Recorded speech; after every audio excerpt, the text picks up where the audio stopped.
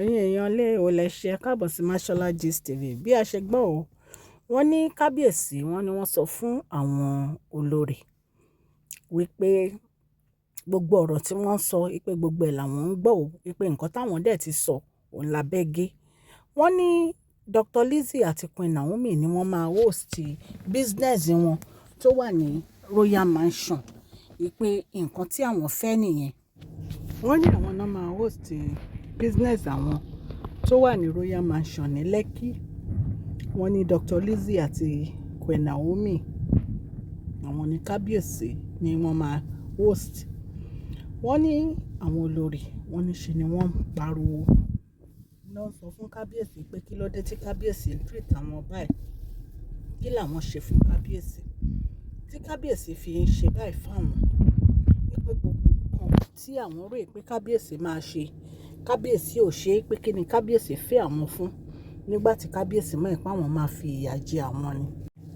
Wọ́n ní ọ̀rọ̀ yìí wọ́n ní ó bà kábíyèsí nínú jẹ́, wípé nígbà tí kábíyèsí gbọ́ pé àwọn olórí ń sọ pé kí ló dé tí àwọn ń treat àwọn badly, wípé kí ló dé tó jẹ́ pé àwọn ń ṣe ojú ayé sí àwọn, wípé Queen Naomi àti Dr. Lizzie nìkan ni kábíyèsí love, wípé kábíyèsí ò love àwọn, wípé tí kábíyèsí bá love àwọn, wípé ṣé kábíyèsí máa treat àwọn báyìí, wípé gbogbo investment kábíyèsí ni kábíyèsí ti pín fún Dr. Lizzie àti Queen Naomi tán, wípé kò sí nǹkan tó kù mọ́.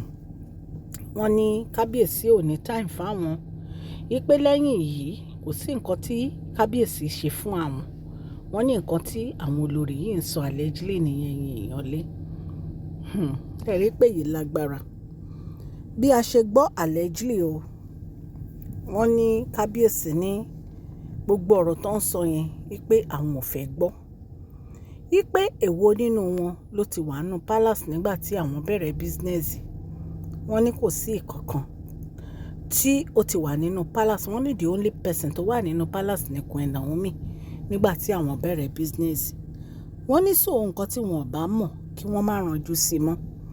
Wọ́n ní nǹkan tí wọ́n bá mọ̀ kí wọ́n má dá sí mọ́, wípé àwọn ni àwọn fẹ́ wọn, nǹkan tó bá dẹ̀ wù àwọn làwọn máa ṣe. Wọ́n ní ẹni tó bá wù àwọn làwọn máa fún ní investment, ẹni tó bá dẹ̀ mú àwọn làwọn máa ní kán manage business tí àwọn bá fẹ́ ní kán manage, wípé gbogbo ẹjọ́ àti àròyé tí wọ́n rò yẹn wípé àwọn ò wà interested. Ẹ̀yin èèyàn lé ẹ káàbọ̀ sí Mashola Gist TV. Orúkọ mi ni Mashola. Yorùbá ni mo máa ń sọ lórí channel mi. Mo máa ń sọ Yorùbá nítorí pé a fẹ́ gbàgbé àṣà àti èdè wa.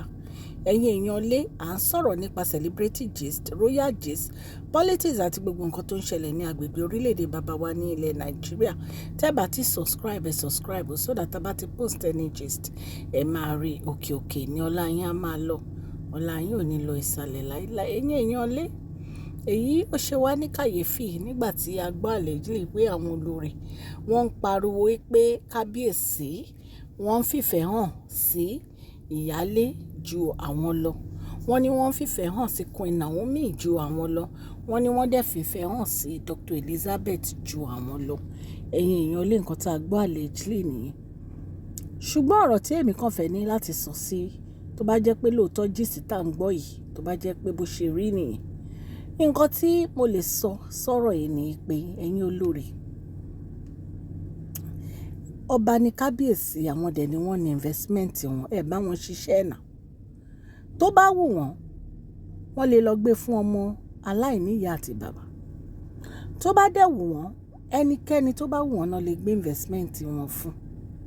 Ẹ má máa ṣe síta bí ìgbà tó yẹ pé nítorí investment lè fi kẹ́fẹ́ kábíyèsí.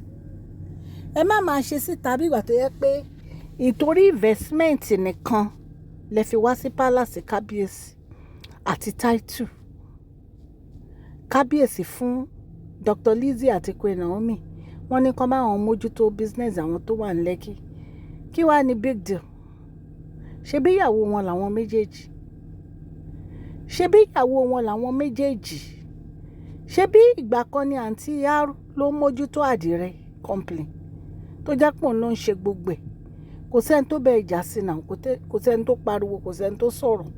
ó ṣe wá jẹ́ ìgbà tí Queen Naomi bá fẹ́ wá ṣe nǹkan ìgbà yẹn lẹ máa múra kọ́kọ́ lẹ máa pariwo wípé wọ́n ń maltreat yín wọ́n ń sọ̀rọ̀ wọ́n ń ṣe bákan sí yín ṣé rí gbogbo pé wọ́n maltreat yín ẹ má tiẹ̀ sọ ọmọ kábíyèsí maltreat yín tí kábíyèsí bá ń maltreat yín kí wá ló dé tẹ̀ kó nu palace àtọ́jọ́ tẹ̀ tí ń pariwo pé kábíyèsí maltreat yín ẹ̀ máa kó nu palace yẹn inú palace yẹn mà lẹ jókòó sí látọjọ́ yìí ẹ̀yin èèyàn ní àbí à ń parọ́ ni wọ́n ní wọ́n maltreat àwọn wọn ò dẹ̀ kó nu palace inú palace yẹn ni wọ́n jókòó sí láti jọ́ yìí kò sí nǹkan tí ẹ lè ṣe kò dẹ̀ sí nǹkan tẹ́ ẹ lè sọ ojú pé kẹ́ ẹ gbọ́ràn sọ́kọ yín lẹ́nu lọ that is the only thing ọkọ yín ló fẹ́ yín àwọn dẹ̀ lọ́mọ nǹkan tó ń fẹ́ tí kábíyèsí bá ní àwọn òféèyàn kankan ní investment nínú yín kò sí nǹkan tẹ́ ẹ lè ṣe náà ẹ ṣáà bá wọn ṣiṣẹ́ investment ṣùgbọ́n èmi believe pé tí ọkùnrin bá fẹ́ ṣe fún obìnrin kò ní láti jẹ́ nǹkan tó yẹ pé èèyàn gbọ́dọ̀ mú ní tipátipá àbí ní wàhálà àbí èèyàn gbọ́dọ̀ fa wàhálà kó tó di pé ọkùnrin yẹn ṣe nǹkan fún gbogbo bẹ́ẹ̀ ṣe ń fa wàhálà yìí gan inú máa bí kábíyèsí ẹni nǹkan tẹ́mi rò nìyẹn inú máa bí wọn ní pé ṣé nítorí property lẹ fi wá sínú palace ni. a dúpẹ́ fún gbogbo etí tó ń gbọ́ wa nílé lóko àti lẹ́yìn òde wípé ẹ káàbọ̀ sí Mashola Gist TV ọlọ́run elédùmarè á ràn gbogbo wa lọ́wọ́ òkè òkè ni ọlá yín á máa lọ ọlá yín ò ní lọ ìsàlẹ̀ láéláé. Please share this video, like and subscribe. God bless you all.